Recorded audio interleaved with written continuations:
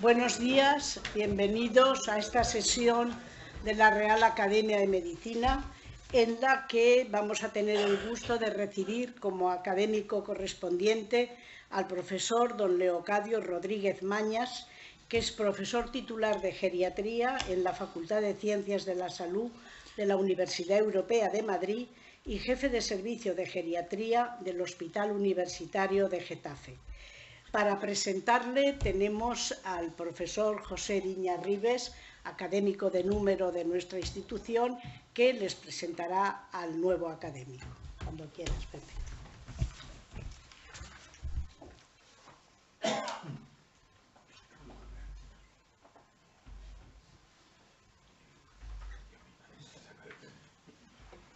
Señora Presidenta de la Real Academia de Medicina y Ciencias Afines,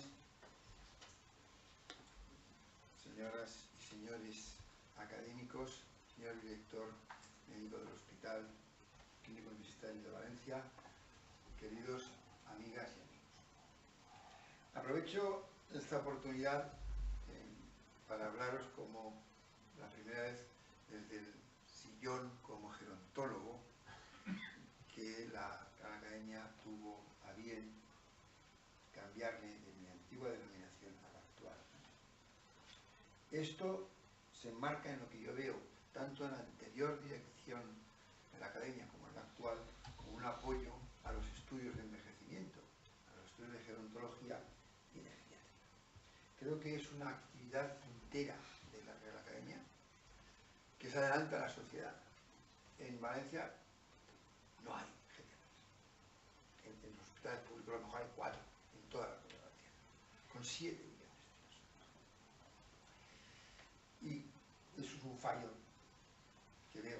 Y veo que la Academia, que tiene 200 o 250 años de antigüedad, ha tomado un papel, no estoy grabando, no me acuerdo todo, ha tomado un papel puntero en promocionar estos estudios. Yo se lo agradezco a la Academia.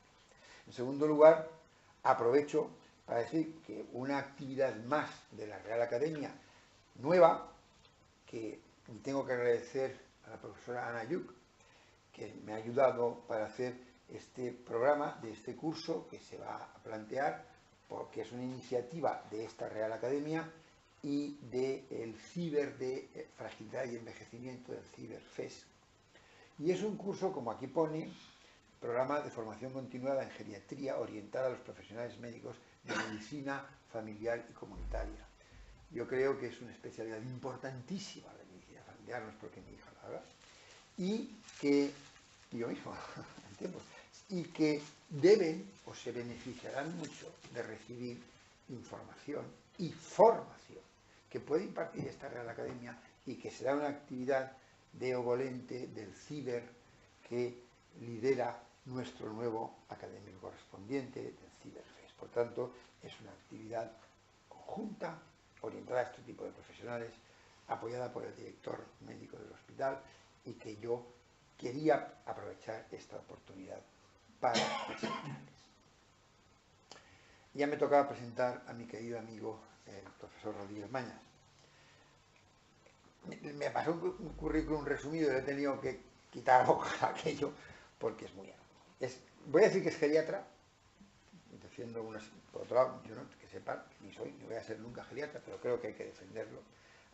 En mi opinión es el geriatra puntero de España y los más relevantes en Europa, jefe de servicio de geriatría del Hospital Universitario de Getafe, profesor de geriatría de la Facultad de Ciencias de la Salud de la Universidad Europea de Madrid, una cantidad de nombramientos que abruma. Leo, yo he visto además cómo desde que inició, Leo lideró la red de envejecimiento y fragilidad y ahí nos conocimos hará unos 12 años. Y yo lo he visto crecer en sabiduría, para hacer una frase bíblica, y en influencia en la comunidad internacional.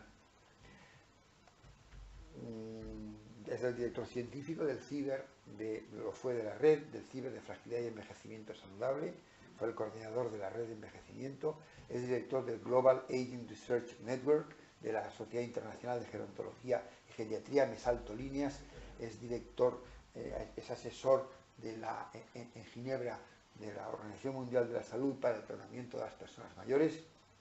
Ha publicado más de 200 trabajos en revistas pues, como Lancet, New England Journal of Medicine, British Medical Journal, Circulation, y cito también Journal of Physiology, para que se vea la fisiología. Innumerables libros, capítulos, el Tratado de Geriatría lo ha escrito él, el Tratado de Geriatría en castellano lo ha escrito él. Después tiene una enorme capacidad de trabajo y capacidad para generar fondos altamente competitivos. Les voy a decir que es el coordinador de hoy, que está implicado ya, por ejemplo, un proyecto que se llama el Freilomic. Hay otros proyectos que ya hemos estado, como el FODCC. Hay un proyecto que está implicado este hospital, que es el Advantage. En total, más de 24 millones de euros en financiación. Esto es en financiación europea. Piensen lo difícil que es que te dan un 3-4% de lo que pides. Leo ha conseguido 24 millones de euros y espero y sumando. Además, ha apoyado, voy a terminar con esto, ha apoyado mucho, no solamente a mi grupo, del cual me honra en ver a muchos de los jóvenes. Antes me decía el profesor Carmen, ¿cómo es que hay tantos jóvenes estudiando envejecimiento? Porque es lo puntero, Carlos. Sí, aprovecho para agradecer el apoyo a la geriatría. Mucha gente del Hospital de Alcira se formó con él, como propio director, Avellana, y a la gerontología, en concreto nuestro grupo de investigación y otros. No me queda más, por tanto, que darte la bienvenida, seas bienvenido en esta Real Academia. Viene a hablarnos sobre cómo envejecer bien. Por tanto, te vamos a escuchar con atención y sobre todo con esperanza. Bienvenido.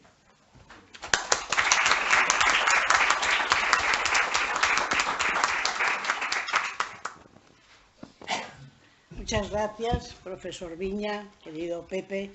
Y a continuación, el profesor don Leocadio Rodríguez Mañas nos dará su conferencia, cuyo título es La fragilidad, un reto clínico y de investigación. Tiene la palabra. Muchas gracias. Yo los retos de la fragilidad más o menos los puedo manejar los de la tecnología, soy un torpón, o sea que... ¿Me oyen? ¿Me oyen bien? Ah, estupendo. Bueno, de nada, y primero de cualquier otra cuestión, por supuesto, el capítulo de agradecimientos. Un capítulo de agradecimientos que no es menor, sino que es un agradecimiento sincero. Primero, a la actual junta directiva de esta Real Academia de Medicina y Ciencias Afines de la Comunidad Valenciana. Pero no solo a la actual, sino también a la anterior, ya que la propuesta de mi nombramiento la recibió y la aprobó en algo que puede ser casi un fast track, ¿no? La anterior junta directiva. Y ese nombramiento ha sido refrendado y apoyado por la actual junta directiva. Una institución como la Real Academia de Medicina de la Comunidad Valenciana, que se entronca en una facultad de medicina con una muy amplia representación en la historia de la medicina valenciana, pero también de la medicina española. Es imposible hacer la historia de la medicina nacional, de la medicina española, sin contar con egregios e ilustres médicos que durante mucho tiempo ejercieron su labor aquí, en Valencia, empezando por don Santiago Ramón y Cajal, cuyo busto preside la escalera de entrada a esta facultad y que, como ustedes saben muy bien, recibió estando aquí un premio por su lucha contra la epidemia de peste que hubo en Valencia mientras él estaba aquí. Él, antes de dedicarse a las neurociencias, hacía microbiología y tuvo la oportunidad de dirigir la lucha contra una epidemia que hubo aquí en Valencia de peste de cólera. Pero también aquí, entre los muros de esta facultad, transcurrió la actividad profesional de alguien que en la geriatría es muy importante, que es el profesor Beltrán Bárguena. Yo no sé si ustedes conocen que la primera cátedra de geriatría que hubo en España la fundó aquí el profesor Beltrán Bárguena. De modo que estamos en una de las cunas de la geriatría española. Por tanto, para mí es un gran honor el formar parte como académico correspondiente de esta academia. Una tradición que además se ha consolidado en los últimos tiempos con el grupo del profesor Viña. Que si alguien representa la gerontología española, ese es el profesor Viña y su grupo, que ha ido creciendo, como diría el texto bíblico, en edad, saber y gobierno. Cada vez son más y mejores. De modo que hoy día no se puede hablar de envejecimiento, no solo en España, sino en Europa, sin hablar del grupo del profesor Viña. Cuando él ha comentado que yo empecé a colaborar con él, esto fue una colaboración nada altruista. Esto es por el interés que quiero, Andrés. Porque esto de ponerse a trabajar con un grupo tan eficiente, tan efectivo, tan conocido, pues es un chollo para cualquier director de red, de organización o de lo que sea. Y por tanto, para mí también es, de alguna manera, reconocer el trabajo del Grupo de Valencia, tanto en la red como ahora en el ciber. De hecho, el profesor Viña, su grupo, es el coordinador de una de las dos líneas de trabajo que hay en el ciber, como lo fue en una de las líneas de trabajo de la anterior red de fragilidad e envejecimiento. Por tanto, mucho agradecimiento, pero agradecimiento que es cierto. Aprovecho después de los agradecimientos para saludar a los presentes. Uno siempre que convoca una sesión de estas tiene un miedo a que haya 4 Mateos de la guitarra, ¿no? El que da la medalla, el que la recibe, la señora del contrayente y poco más. Entonces la verdad es que da mucho gusto ver a una audiencia tan grande y, ¿por qué no?, también tan joven, ¿no? Esto asegura el futuro de la investigación en gerontología y en geriatría en España. Uno de los anhelos más importantes, tanto en el profesor Viña como en mí, es hacer de la gerontología y la geriatría española una referencia mundial y colocar a España en una posición de liderazgo real y cierto. Y en algo de eso estamos, ¿eh? En algo de eso estamos. Es muy probable, por ejemplo, y les voy a enseñar unas imágenes que... No, me la ha secuestrado mi mujer. Y luego se lo comentaré. Bueno, y ya sin más preámbulos voy a entrar al tema que nos ocupa. Cuando uno piensa en envejecimiento, dice ya, esto va de lo de no morirse. Pero si no lo piensa detenidamente, ¿es este el problema real? Yo sostengo que no. Este es un trabajo que se publicó hace un par de años, a finales de octubre del 2016 en Nature. ¿Y qué demostraban? Demostraban por enésima vez que hay un límite al tiempo de vida que los seres humanos podemos vivir. Y ese tiempo está alrededor de los 115-120 años. Si uno hace el promedio con la gente que muere muy joven, los embarazos que no llegan a término, los grandes malformados, resulta que la expectativa de vida máxima está cercana a los 90 años, 85-90. En España estamos en 84. Con lo cual la probabilidad de seguir aumentando nuestra expectativa de vida es muy pequeña. De hecho, la Oficina de Poblaciones Europeas de la Unión Europea dice que para el año 2060, respecto a ahora, España habrá aumentado su expectativa de vida en 4 años. Si eso lo comparamos con lo que ocurrió el siglo pasado, en el cual entre 1900 y el año 2000 la expectativa de vida aumentó en 50 años, esto de 4 años es una racanería. Claro, esto alguno pudiera pensar, dice, bueno, pues ¿qué vamos a hacer los médicos?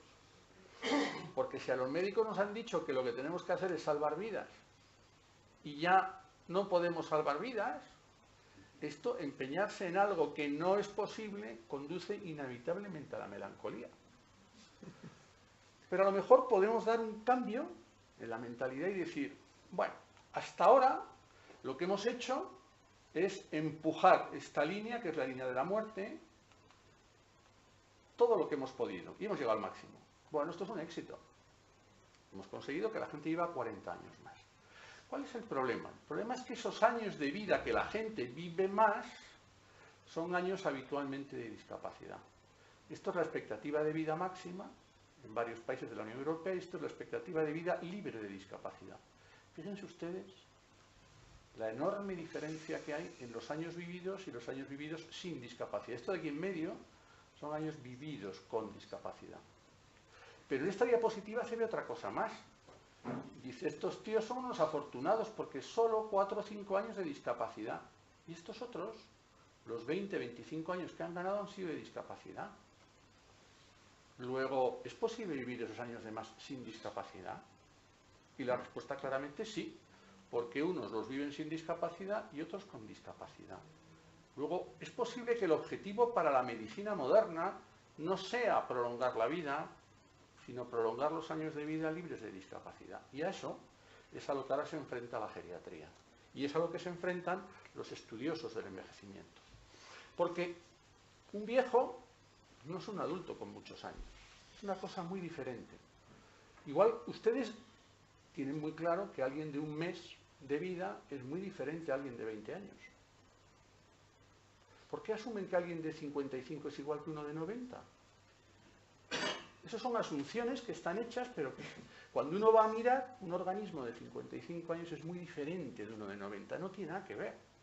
Y luego hay otra cosa, no hay nada más diferente a una persona de 90 que otra persona de 90, porque el recién nacido es pura genética, todos muy parecidos.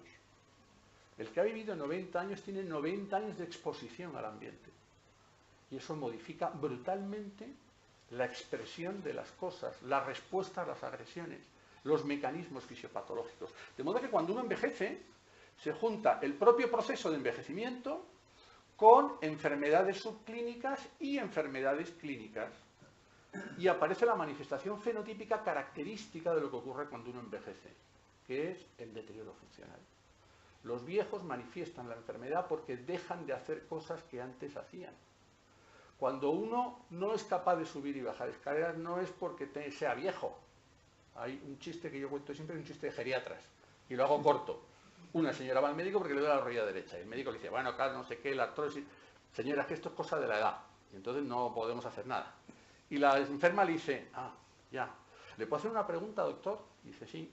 Dice, la otra rodilla. Dice, ¿qué le pasa? Dice, nada, y tiene la misma edad. O sea, no achaquemos a la edad cosas en las que la edad tiene participación, pero no es la causa fundamental. Y eso lo ha reconocido hace poquito. Fíjense, en 2015 la Organización Mundial de la Salud saca su primer documento sobre envejecimiento. En 2015. Pueden buscar en la OMS documentos de cualquier cosa. De la sordera, de la ceguera, de la esquizofrenia. Había un montón de documentos del envejecimiento, el primero en 2015. Y eso también nos debe hacer reflexionar. Y acuñan el concepto de envejecimiento saludable y de capacidad intrínseca, en la cual uno de sus componentes es la enfermedad. Pero hay muchos otros componentes de esa capacidad intrínseca, que es la que nos permite enfrentarnos a los retos del ambiente y no ser discapaces, que no son la enfermedad. Y un comentario respecto a los retos. La gente que dice, es dependiente. O sea, ser dependiente es transitivo. ¿Es dependiente para qué? Yo soy dependiente para subir a la Concagua. Vamos, para la Concagua. En fin. Una cuesta que hay al lado de mi casa, cada vez que la tengo que subir me acuerdo del padre que hizo la cuesta. La gente es dependiente en función del reto que le pongamos delante. Nosotros podemos modificar la situación de dependencia mejorando la capacidad intrínseca, lo que es capaz de hacer, o modificando el reto al que enfrentamos al sujeto. Esto es un concepto muy geriátrico, de modo que este concepto de la OMS ha venido a reforzar eso. A lo largo de la vida, o sí, nuestra capacidad intrínseca cae. Eso es inevitable. ¿Qué es lo que podemos hacer? Modificar la pendiente con la que cae la capacidad intrínseca, de modo que atravesemos la línea de la muerte antes de atravesar la línea de la discapacidad. Porque una vez que uno se ha muerto ya no le pasa nada. Los muertos no se discapacitan, no les pasa nada. Luego, en geriatría, otro concepto fundamental, retrasar las cosas puede ser evitarlas. Un ejemplo. Si consiguiéramos retrasar en 5 años el inicio de la enfermedad de Alzheimer, acabaríamos con la mitad de las demencias. Porque son enfermedades que ocurren cuando uno ya es muy viejo. No digo que matemos a los viejos para que no tengan, digo que nos manejemos en este marco conceptual que es muy importante luego cuando un clínico se enfrenta a su paciente. Yo siempre digo a mis residentes, yo casi podría deciros con nombres y apellidos los 3 enfermos que he curado en toda mi vida. Porque curar, el restitutio ad integrum que decían los clásicos, yo eso no lo he hecho nunca. Yo lo que hago es ponerles parchecitos que les mejora la función, de modo que les dé tiempo a morirse sin discapacitarse. Básicamente es el trabajo del geriatra. Porque conforme uno va perdiendo esa capacidad funcional, pierde también su capacidad de reserva. Una capacidad de reserva que es la que explica al señor mayor que se coge una gripe y sale del hospital en silla de ruedas. Pero hombre, ¿qué tiene que ver la gripe con la silla de ruedas? Que ha consumido la mínima reserva funcional que tenía ese sujeto. Y entonces aparece el deterioro funcional, que es, como hemos dicho, que se expresa la enfermedad. Es tan importante la discapacidad que explica mucho más que la enfermedad. Fíjense en este trabajo. En este trabajo, estos y estos tienen las mismas enfermedades. ¿Cuál es la diferencia entre estos y estos? Que estos no tienen discapacidad y estos sí. Por tanto, estos clarísimamente tienen un mayor riesgo de mortalidad que estos. Insisto, teniendo exactamente las mismas enfermedades. O la conocida paradoja de la hipertensión. Estos son estudios que se publicaron a principios de este siglo en el que se veía cómo, conforme aumentaba la presión arterial en gente muy mayor, disminuía la mortalidad. Dice, tate, ¿qué pasa aquí? Y es muy divertido leer las interpretaciones que hacían los hipertensiólogos de este hallazgo. Porque lo que no hacemos nunca los científicos es mantener la boca callada. Necesitamos interpretar lo que encontramos y lo interpretamos a la luz de los datos que en ese momento tenemos disponibles. Y entonces era muy divertido ver cómo se explicaba esta aparente paradoja de la hipertensión arterial. Decían, no, en los muy viejos la hipertensión es protectora. Hace 3 años o 4 se publica este trabajo que es muy bonito. Estos son datos del NHANES, en Estados Unidos, donde ellos toman la tensión periódicamente a la gente. Estos son personas mayores y los distribuyen en 3 grupos. Los que estaban autónomos, definidos por los que podían ir al consultorio a que les tomaran la tensión. Los que estaban en el tente mientras cobro, que iban, pero con ayuda, a los que estaban que no podían ir a tomarse la tensión, que eran los que estaban funcionalmente deteriorados y se tenían que quedar en casa. Y fíjense lo que vieron.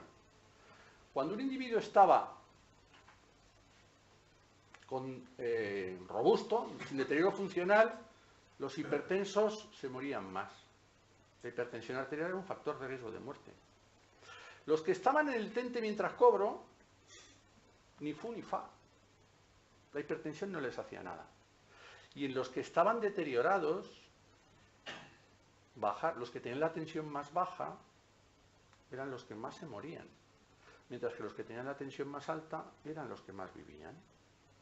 Si uno, imagínense que uno coge la presión arterial del sujeto y se va a la guía del Joint National Committee o del European Society of Hypertension y a un anciano con 180-60 le calza el hipotensor y el anciano está aquí, se lo está cargando literalmente.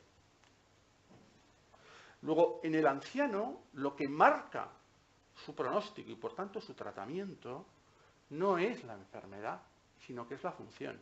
Esto mismo que se hizo de la hipertensión lo hemos demostrado nosotros para la diabetes, exactamente lo mismo. Y podríamos seguir mirando cualquier otra enfermedad o agrupación de enfermedades. Pero es que incluso cuando uno va al dinerito, al bolsillo, fíjense lo que uno se encuentra. Este es un estudio publicado el año pasado. Son datos del SHARE, datos europeos. Datos de costes de la diabetes. El 80% del coste no lo explica la patología concurrente o la patología asociada a la diabetes. El 80% lo explica el deterioro funcional. Y a su vez de ese 80%, la mitad lo explica no el deterioro funcional del que está ya, como dice un amigo mío, para la corneta. No, no. Deterioro funcional leve es el que explica el 40% del total del coste en que incurren las personas mayores con diabetes. De modo que conforme uno avanza, conforme uno envejece, la enfermedad tiene cada vez menos importancia. No digo que no tenga importancia, digo que tiene cada vez menos importancia y la función cada vez tiene mayor relevancia. Y por tanto las manifestaciones clínicas, la fisiopatología, las cosas que tienen valor pronóstico o los marcadores de eficiencia son totalmente distintos en una persona de 75-80 años a una persona de 40-45 y por tanto requieren de un manejo clínico totalmente diferente, no levemente matizado, no escasamente modulado, no como alguien me dijo una vez, la geriatría es utilizar los fármacos a mitad de dosis. Es otra cosa. Que yo he intentado aquí simplificar. Esto es una cosa aquí de Carlitos. Me han vacunado contra él y luego me he caído por las escaleras. Porque el objetivo es la función. Y es la función como manera de detectar que algo está pasando. Es la función como objetivo terapéutico y como principal factor pronóstico. Y eso, de alguna manera, lo teorizamos en este editorial que se publicó en Hamda en enero del año pasado, en el cual, con dos magníficos amigos y mejores profesionales, dijimos que una vez completada la transición demográfica y muy cerca de haber completado la transición epidemiológica en España, estábamos en el momento, en España y otros países de nuestro entorno, cultural y económico, en el momento de desarrollar la transición clínica. Una transición clínica que debiera consistir básicamente en pasar de este modelo de abordaje a este otro modelo de abordaje, donde lo fundamental es el cuidado, vigilar la función, mejorar la calidad de vida y no la cantidad de vida, modular muy cuidadosamente la relación riesgo-beneficio y hacer intervenciones a tiempo. Cuando uno tiene 20 años, todo le puede hacer cosas a 50 años. Pero cuando uno tiene 82, lo que le va a pasar cuando tenga dentro de 20 años es irrelevante. Ya hemos dicho antes que a los muertos no les pasa nada. Y muchas veces los médicos estamos tratando cosas que nunca van a pasar, porque en el marco temporal del paciente no está contemplado llegar a ese tiempo. Por eso en geriatría es tan importante lo que va a pasar en 6 meses, en 1 año, en 2 años. Yo no quiero pronosticar a 20 años cuando tengo delante una persona de 82. Yo quiero saber si en 6 meses va a reingresar, o si en año y medio va a estar en una residencia ingresada por deterioro funcional. Eso es lo que quiero saber. De modo que hay que cambiar el foco de la función y pasarlo a la enfermedad crónica. ¿Cómo se hace eso? Bueno, podemos esperar al final, ya cuando aparece la discapacidad. Imagínense que estamos hablando de cáncer y dijéramos, vamos a esperar a que haya metástasis. Alguien diría, te está venado, porque cuando ya aparece la metástasis, gran parte del pescado está vendido. Aquí ocurre lo mismo. Cuando uno ya tiene discapacidad, solo el 30% de los sujetos, por ejemplo, que se discapacitan tras un proceso de hospitalización aguda, 30%, 1 de cada 3, son capaces de recuperar su función. Es decir, hemos llegado tarde.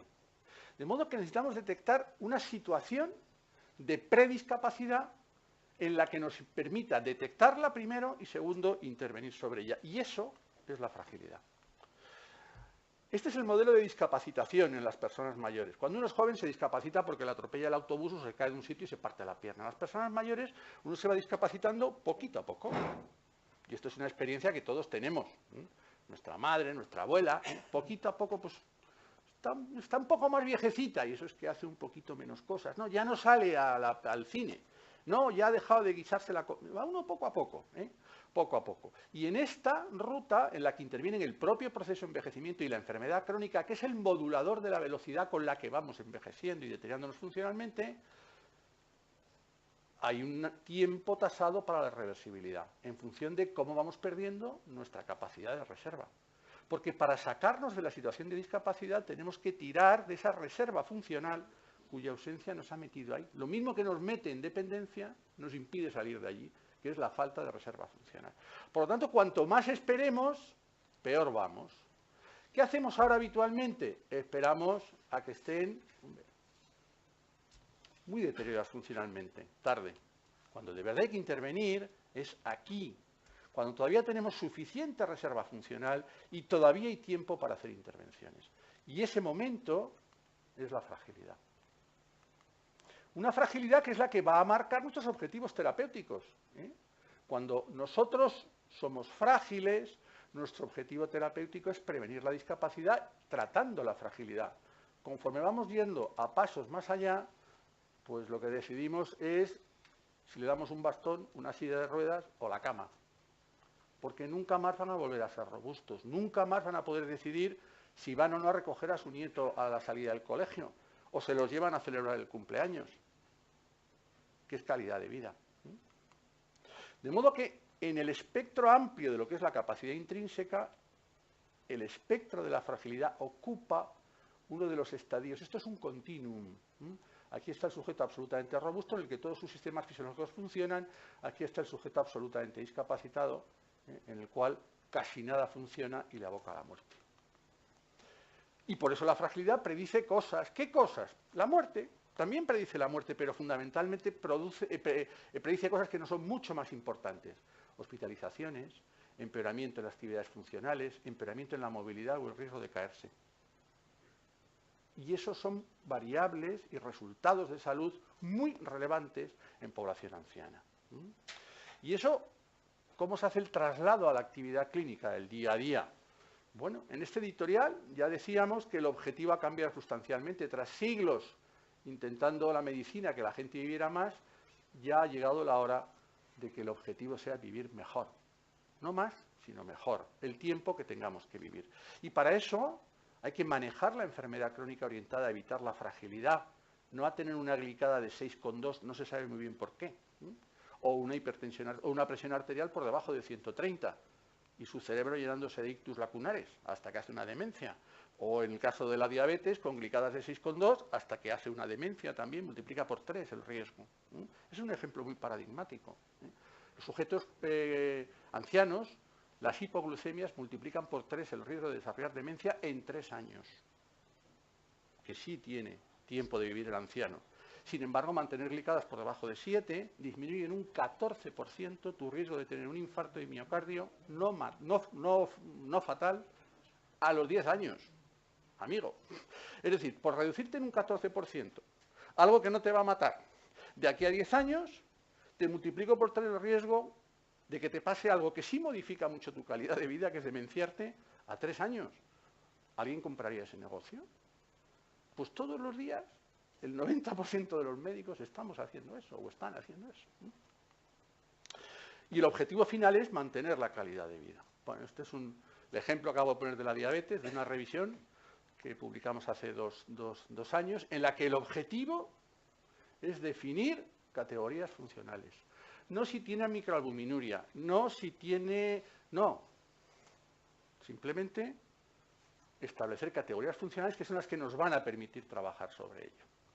Claro, a mí a veces me preguntan, bueno, ¿y esto? Pues es muy sencillo. En cuanto empieza a haber problemas de actividad funcional, hay que hacer un abordaje geriátrico del paciente para actuar adecuadamente sobre ellos y evitar que aparezca la discapacidad. De modo que, este es el documento de la Organización Mundial de la Salud. Esto, como dirá el otro, esto no lo digo yo, que lo dice la OMS. Fíjense la diferencia entre los cuidados tradicionales a cómo la OMS dice que deben ser los cuidados modernos y actuales. Y de hecho, hay una iniciativa entera de la Organización Mundial de la Salud sobre adecuar los sistemas de salud a las características y necesidades de las personas mayores, aportando, no solo alineando el sistema de salud, en el que uno de los puntos fundamentales es que todos los profesionales de la salud tengan formación en temas de envejecimiento, pero también que haya geriatras y servicios de geriatría en los hospitales y especialmente en los hospitales de tercer nivel, que son los que van a manejar los casos complejos. E insisto, esto no lo dice Leocadio Rodríguez Mañas, que lo dice la OMS. ¿Con la idea de qué? Con la idea de hacer lo que se ha llamado un modelo de atención de cuidado coordinado, continuado e integral. Cuando se describieron los servicios de salud allá por los años 60 en Alma-Ata, yo he dicho alguna vez que Alma-Ata lo que hay que hacer es asesinarla ya. Porque lo que fue muy bueno en los años 60, hoy día es un obstáculo. Uno mira, Alma-Ata es la que consagra primaria especializada, social sanitario. Hoy eso son barreras. Porque los pacientes son pacientes primero que no se curan, a los que hay que dar atención continuada a lo largo de todo su proceso de enfermedad y discapacidad. Y eso lo tiene que hacer primaria junto con especializada, social con sanitario, todo junto, trabajando de manera conjunta, que no revuelta, porque a veces se dice, no, esto los ponemos juntos. No, esto tiene su técnica, hay que saber hacerlo, y por eso este es el modelo asistencial tradicional que siempre propugnó la geriatría, que se encuentra entre las especialidades más modernas, porque plantea un cambio de paradigma, un cambio de modelo. Y por eso a veces cuesta tanto, porque nosotros no llegamos con un aparatito más que metiéndolo por la oreja te dice si en la vejiga tiene. No, nosotros no hacemos nada de eso. Nosotros con lo que hay, lo organizamos, por así decirlo de otra manera, y ponemos el foco en otro sitio. Nosotros no salvamos vidas, intentamos mejorar su calidad. Y eso cambia muchas cosas.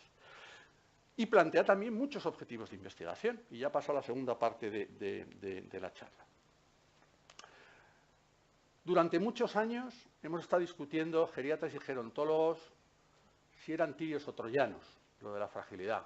Que qué es, que si es prediscapacidad, que si no es prediscapacidad, que si post... Que... Bueno, ese debate está razonablemente resuelto y ha abierto la opción de empezar a trabajar en poblaciones y cada vez hay muchísimos datos sobre modelos de envejecimiento y fragilidad en grandes poblaciones. Yo la semana pasada fui a una reunión en Canadá. El gobierno canadiense ha decidido que la fragilidad es una prioridad absoluta para los canadienses. Parece que estos cuando deciden eso, detrás ponen pasta encima de la mesa. Y entonces lo primero que han hecho, han creado la Canadian Frailty Network, y lo primero que ha hecho es potenciar el envejecimiento, el programa de envejecimiento, estudio de envejecimiento longitudinal canadiense, en el que están generando una cohorte. ¿De cuántos creéis que son la cohorte que van ellos a manejar? De 54.000 personas, a las que están fenotipando de la manera más estricta posible y con un compromiso por parte del gobierno de asegurar financiación para un seguimiento mínimo de 20 años. Empezando con gente de 45 hasta un máximo de 85, es lo que ahora van a tener en la cohorte, lo que ahora mismo, y donde está todas las grandes universidades, está McGill, está Alberta, está Ontario, están todos allí a poner tema. Bueno, también cada vez tenemos más modelos animales y más modelos celulares de envejecimiento, alguno de ellos desarrollado una planta abajo, ¿es tu laboratorio? Entonces, no es que hayan desarrollado un modelo de envejecimiento que, por cierto, es muy fisiológico, porque es el modelo de envejecimiento por sedentarismo. Es muy sencillo.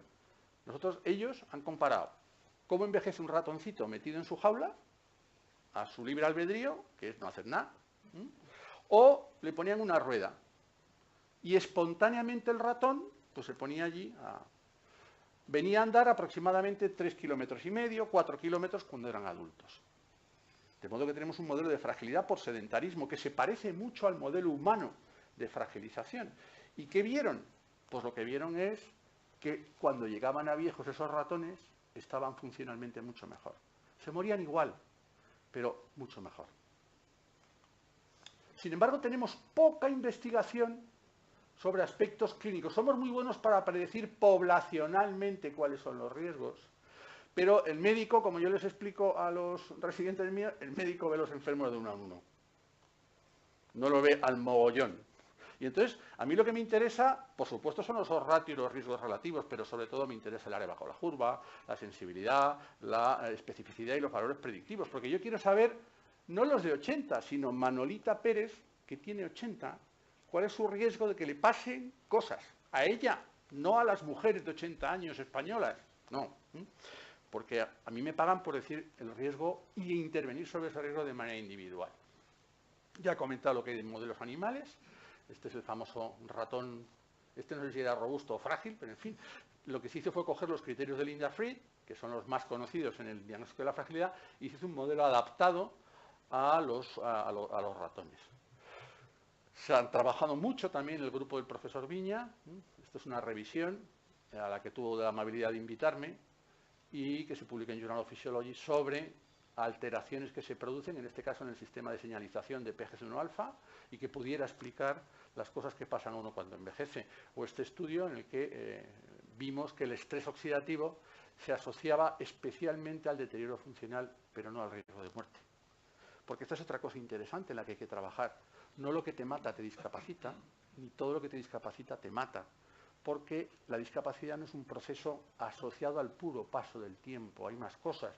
Un ejemplo, la resistencia a la insulina, por ejemplo, parece prevenir del riesgo de muerte, pero aumenta el riesgo de fragilidad. Cuando uno cierra el sistema de señalización de insulina, aumenta el riesgo de no morirse, porque disminuye señalizaciones de muerte. Pero, sin embargo, y eso lo hemos visto nosotros, aumenta el riesgo de fragilidad. Bueno, ¿qué obstáculos hay que salvar para conseguir pasar de las musas al teatro, de la teoría a la práctica clínica? Bueno, aquí hemos señalado algunos de ellos. Uno eran, necesitamos tener instrumentos, necesitamos tener biomarcadores y necesitamos tener tratamientos. John Morley dijo en una conferencia, decía, la fragilidad empezará a tener más importancia cuando del diagnóstico de fragilidad se deriven actividades clínicas. Si yo llego a un señor, usted es frágil, dice, ya ahí, porque usted es frágil. Ningún médico va a perder medio minuto en hacer eso. Ahora, si yo digo, usted es frágil, ¿y cómo es frágil? Le voy a hacer una DEXA, le voy a medir no sé qué, eso sí mueve a un médico a hacer cosas. O su pronóstico es mejor o peor. Este tipo de cosas son las que a los médicos nos llama la atención. Estos son algunos de los retos clínicos a vencer. Y yo voy a poner muy rápido, voy a pasar ejemplos de cómo desde los proyectos que tenemos estamos intentando vencer esos retos que la realidad clínica nos plantea en el día a día. Este es el Frail Clinic, es un estudio europeo donde participan 3 países y lo que hemos visto es cómo funcionan los instrumentos que miden fragilidad en los mismos sujetos, pero en diferentes sitios del hospital, desde la guardia, la urgencia, al servicio de cardiología, cirugía urgente y cirugía electiva, oncología, y veis cómo funciona de manera diferente. Cuando uno además intenta ver la concordancia entre los elementos, la concordancia no es muy buena. Esto es lo mejor que se consigue, lo cual dice que cada instrumento probablemente está midiendo o seleccionando gentes diferentes. Y no les voy a aburrir, pero ya les añado que cuando hemos visto si los riesgos son diferentes, porque si selecciona gente diferente, pero los riesgos son los mismos, tira. El problema es que las poblaciones que selecciona tienen riesgos diferentes. Por tanto, aquí queda mucho trabajo por hacer. El tema de la capacidad intrínseca de la Organización Mundial de la Salud. Nosotros hemos desarrollado un instrumento que se fundamenta en la manera de medir la fragilidad de Linda Fried. Hemos hecho, en vez de un sistema que hace una clasificación binomial del sujeto, frágil o no frágil, lo que le da es una puntuación. Y esto es muy importante porque yo puedo ahora estudiar finamente trayectorias. Si se acuerdan, cuando yo les ponía lo del espectro de la fragilidad y el espectro de la función, claro, pasar de robusto a ser discapacitado es un tránsito muy largo. Si yo solo clasifico en frágil o no frágil, para que un sujeto transite de una categoría a otra tienen que pasar muchas cosas. Cuando yo establezco categorías en las que digo este tiene 24 o 28 o 31, yo puedo empezar a estudiar trayectorias de manera mucho más fina. Nuestro sistema clasifica casi también, o mejor incluso que el de Fried, establece no solo robusto o frágil, sino en función de los riesgos se pueden establecer hasta 8 categorías diagnósticas, cada una en atención a los riesgos diferenciales para 3 resultados muy importantes: discapacidad incidente, muerte y hospitalización. Y fíjense qué bien predice para cada uno de los riesgos. Estos son los robustos, pero aquí ya hay una cosa para que empiezan a no ser tan robustos. Según los criterios de Linda Fried, este señor es igual que este, pero cuando uno mira riesgos, ya son diferentes. Y 3/4 de lo mismo para los frágiles, para los pre y para los frágiles. Bueno. Y fíjense la sensibilidad al cambio. Con modificaciones de solo 3 puntos, modifica la capacidad de predecir riesgos, tanto para muerte como para discapacidad. De modo que es una escala muy sensible al cambio. 3 puntos es nada de nada, es muy poquito, pero modifica el riesgo. Y luego, lo último que hemos hecho, los médicos siempre tenemos poco tiempo para hacer cosas, hemos hecho una versión corta, que tiene estos 5 elementos, y una versión de cribado, que tiene solo 3 elementos, que son el índice de masa corporal, el PASE, que es una escala, y el equilibrio. Que tarda en pasarse todo eso, minuto y medio. Hasta un médico de primaria, que siempre es el que más apretado va de tiempo, puede hacer un cribado, que luego podrá o no confirmar con el diagnóstico, y si luego ya quiere hacer el diagnóstico más fino, pues lo manda, o lo hace él si tiene tiempo, y si no, lo manda al hospital a que lo verifique el servicio de geriatría. ¿Cuánto aportan al diagnóstico el laboratorio? Esta es la pregunta que nos hemos planteado en el estudio Frailomic, que era el que decía el profesor Viña, en el que él participa. Un estudio en el que están todas estas instituciones y, bueno, a través de un sistema bastante complejo que yo solo acierto a explicar muy brevemente, porque esto son cosas de matemáticos que hacen modelos multiplicativos de no sé qué, de 10.000, ellos lo hacen. A mí me lo han explicado varias veces. Las he olvidado una más de las que me han explicado, o sea que tengo dificultad para explicárselos los tres. Pero básicamente tenemos datos clínicos y una serie de estudios, desde laboratorio clásico a microRNA, metabolómica, SNPs, todas las cosas estas tan sofisticadas. Lo primero que hacemos es ver asociaciones una a una y hacemos una especie de preselección. Y luego ya hacemos modelos mínimos que llaman aquí, que consiste que el sistema genera 10.000 modelos explicativos en cada corte y selecciona a los mejores de esos 10.000. Y luego a través de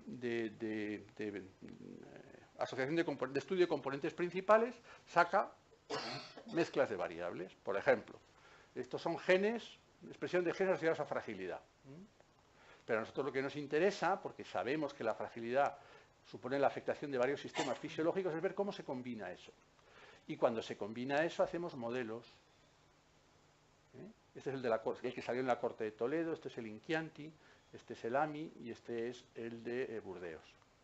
De modo que cuando luego juntamos todo eso y comparamos qué me añade el laboratorio al fenotipo clínico, fijaros que no añade mucho. Lo cual, desde el punto de vista de la salud pública, es muy bueno. Porque imaginaros que hubiera salido que una cosa que cuesta 1.500 euros, vamos, predice finamente no sé qué cosa. Está muerto, nadie va a poner eso en marcha. Pero fijaros qué cosas añaden valor para el diagnóstico de fragilidad. El citrato, el malonildialdehído, la vitamina D, otra vez aquí la vitamina D. Es decir, cosas que no son caras. Y la inmensa mayoría del modelo lo explica la edad, el recuento de células blancas, la depresión, el perímetro de la cintura, cosas que se pueden medir en cualquier sitio. Esto es estupendo. Mis compañeros están un poco decepcionados. Dicen, jo, vaya churro, pues para esto digo al revés, fenomenal, fenomenal. Nos ha salido una cosa muy sensata y muy razonable. Bueno, y intervención, segunda pata. ¿Qué hacemos? Hemos diagnosticado muy finamente a uno que es frágil. ¿Y ahora qué hacemos con él? Dice, pues ya empezamos a saber qué hacer. Este es un estudio que ha terminado el año pasado, en junio del año pasado, y que lo estamos ahora escribiendo. Si al final nuestros colegas de Cardiff nos mandan la base de datos, que parece que la tienen secuestrada, como si fuera... Este es un estudio muy sencillo. Cogemos pacientes con diabetes, 70 años, frágiles y hiperfrágiles. Y de manera aleatoria se les asignó un tratamiento de intervención multimodal. Ejercicio de resistencia, 45 minutos 2 veces a la semana. Empezando por 40% del 1RM y llegando hasta un máximo del 75, pues 70%, no más. 16 semanas de intervención. Más un programa educativo enseñándoles a comer. El problema que tienen las personas mayores con diabetes es que están malnutridas. Pero es muy curioso. Yo el otro día pregunté en el Gregorio Marañón, que sabéis que es uno de los hospitales de Madrid, sus dietas. Tienen 1.000 y pico dietas. Si tiene 1.200, 1.198 son restrictivas. Digo, anda narices. Entonces, para la hiperuricemia, para la hipo no sé qué, para la hiper no sé cuánto. Dice, oye, cuando yo tengo que hacer que alguien que gane chicha, dice, no, para esto no tenemos. El problema de las personas mayores es que no tienen músculo y tienen que hacer músculo. Y la tercera cosa en el programa de formación era evitar las hipoglucemias. Y modificar los targets. Una glicada entre 7 y 8 y una presión arterial por debajo de 150. Que, por cierto, en el último consenso del JNC es lo que recomiendan. Este protocolo está escrito antes de él, porque no hay ningún estudio que demuestre que en los ancianos bajar de 150 la presión arterial valga palo. Y estos son los resultados. Los resultados es mientras que en el grupo control prácticamente no se modifica al año el SPPB, a pesar de que se les hace también consejo y tal, en el grupo de intervención suben casi 2 puntos el SPPB. Se sabe que tiene significado clínico la elevación del SSP, modificaciones en 1 punto. Es decir, está mucho mejor. Fijaros, porque hay otra cosa interesante. El programa de ejercicio acaba aquí. Y fijaros cómo siguen mejorando.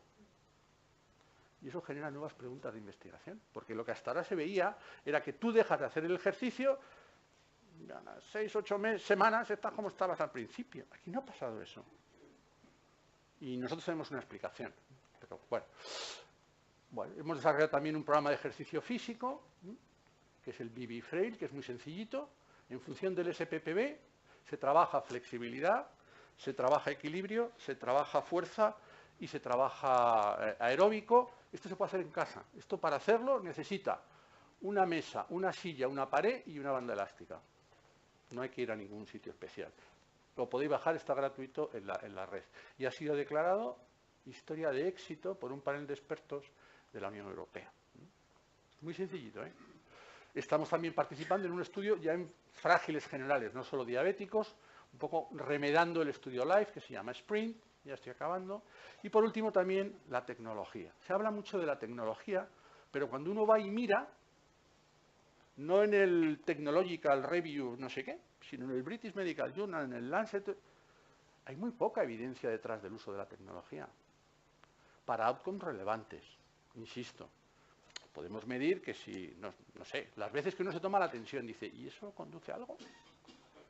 Eso mejora el control de la presión, disminuye el número. Pues aquí ocurre un poco lo mismo. Nosotros, diciendo, bueno, si hemos dicho que la velocidad de la marcha, el parámetro funcional es muy importante, vamos a ver si con un sistema que me mide la velocidad de la marcha, yo soy capaz de prevenir algunas de las cosas que le pasan a los pacientes dados de alta por insuficiencia cardíaca en el servicio, en la unidad de agudos del servicio de geriatría nuestro. Y fijaros lo que encontramos. Encontramos que la velocidad de la marcha, no la presión arterial, no la frecuencia cardíaca, no sé qué, era el principal predictor de reingreso y de volver otra vez a la urgencia del paciente. Pero era más. Los sujetos que acababan ingresando, a pesar de haber tenido la monitorización, tenían una estancia media mucho más baja que los que ingresaban sin haber estado monitorizados. Y eso es porque ingresaban sin estar más graves, sin estar tan graves. Es decir, no solo te previene el que tú ingreses, sino que te permite detectar que te estás deteriorando antes de que estés hecho un desastre. Y por tanto la posibilidad de mejora es mucho más precoz y la estancia media es mucho más baja. Este es otro proyecto que se le acanto, que es un andador. Esto parece un andador cualquiera, pero bueno, esto es un juguetito magnífico. Entonces, esto te dice, te desarrolla planes de actividad física durante el ingreso, te sigue la evolución, te monitoriza. Ahora mismo estamos haciendo ya la validación clínica en la unidad de agudos de geriatría y en la unidad de ortogeriatría. Esto le plantea y tú mete una serie de variables, algunas de ellas las capta él y va modificando la actividad física, el tiempo de ejercicio, la calidad del ejercicio que hace. Y este es otro trabajo que estamos haciendo. Bueno, y todo esto, estructuralmente, el área de investigación la llevamos a través de esta estructura, el CiberFES, que es el ciber de fragilidad y envejecimiento saludable. Es curioso, igual que la OMS, su primer documento de envejecimiento es de 2015, es decir, de antes de ayer. Aquí había mucho ciber para investigar cosas, pues eso, que yo no digo que no haya que investigar, seguro que eran muy importantes todas ellas, pero no había un ciber de envejecimiento, que es el principal. Yo no sé si hace pocos días ha salido el informe, el Aging Report 2018 de la Comisión Europea. Si uno eso lo junta al informe del Global Burden of Disease, dice, bueno, aquí cómo es que no hacemos algo. Esto del envejecimiento es la marea que nos va vamos, esto no es un tsunami, es mucho más que un tsunami. Y sin embargo, seguimos pensando todavía en términos de no sé qué, las enfermedades hepáticas, el otro de las enfermedades, que son muy importantes, no digo que no lo sean, pero ¿cómo es que el tema del envejecimiento, que es lo que de verdad está poniendo en riesgo la sostenibilidad de los sistemas financieros, de los sistemas de salud, perdón, y no por el simple paso del tiempo? El paso del tiempo explica el 3% del incremento de costes. Eso lo explicó muy bien en una charla el profesor Félix Lobo. Es el deterioro funcional, y lo hemos visto en una diapositiva, asociado a algunos sujetos envejecidos los que disparan los costes, que amenazan la sostenibilidad. Bueno, estos son los objetivos, y esto es lo otro a lo que se refería el profesor Viña, que es la Unión Europea también, consciente de eso, ha promovido una acción conjunta sobre fragilidad en la que participan 24 países miembros, y que, como diría el clásico, tenemos el honor de coordinar desde España. Somos los coordinadores, y somos los coordinadores porque Europa pensó que habíamos hecho méritos suficientes, España, a través de los proyectos anteriores, como para ser los que coordinábamos esto. Yo con esto ya voy acabando. Esta es una frase que me gusta poner, ya sé que la conocen todos ustedes, pero es una frase de un economista, de un premio Nobel de Economía, ¿no? Decía, cuando las cosas cambian, yo cambio mi manera de pensar. ¿Y usted qué hace? No podemos seguir pensando lo mismo. Las cosas han cambiado, son muy diferentes. Y, por tanto, hemos de enfrentar los riesgos de la discapacidad, que es el principal factor de deterioro de la calidad de vida en los ancianos. Afortunadamente se precede por una fase previa, que es la fragilidad, y que eso nos permite intervenir. La fragilidad es hoy día un componente esencial en la evaluación clínica de un paciente. Ni el 5% de los pacientes atendidos hoy, esta mañana, en los hospitales españoles, ha sido evaluado por si es o no frágil. Ni el 5%. Es una vergüenza, porque es lo que más predice lo que le va a pasar a ese anciano. Seguro que le estamos determinando la chucutasa alfa 1, pero no le medimos una cosa tan sencillita como esta, que se mide en un rato. La investigación es fundamental, pero enfocada a lo que las personas, en el caso de la investigación en ancianos, de verdad les generan problemas, que es el tema este de fragilidad. Y por último, es prioritario, y pues eso, para mí es una alegría saber que la Comunidad de Valencia parece que empieza a introducir servicios de geriatría en sus hospitales y organizaciones, porque es la única manera de afrontar el reto que tenemos enfrente. Y si no lo hacemos así, pues el reto quedará sin afrontar. Antes de nada, agradecer y de terminar a mi equipo de trabajo y de investigación. Aquí hay clínicos, aquí hay básicos, aquí hay farmacólogos clínicos, aquí hay ingenieros, aquí hay gestores, que también hacen falta para toda esta movida. Es decir, la cantidad de cosas que hay que hacer hacen falta. Igual que exigimos que un investigador básico sea muy profesional, también el gestor tiene que ser muy profesional. Y agradeceros a todos su atención y espero no haberles aburrido a lo largo de esta charla. Muchas gracias.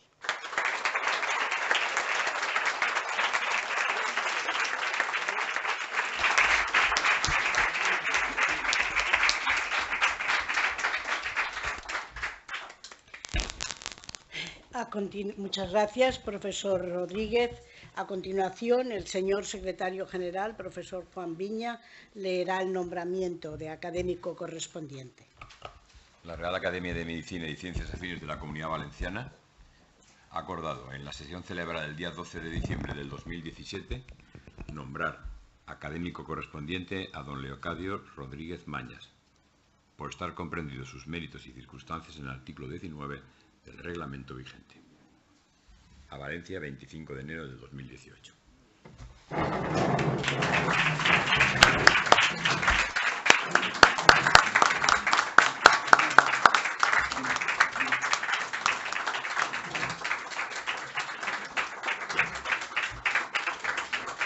Leocadio.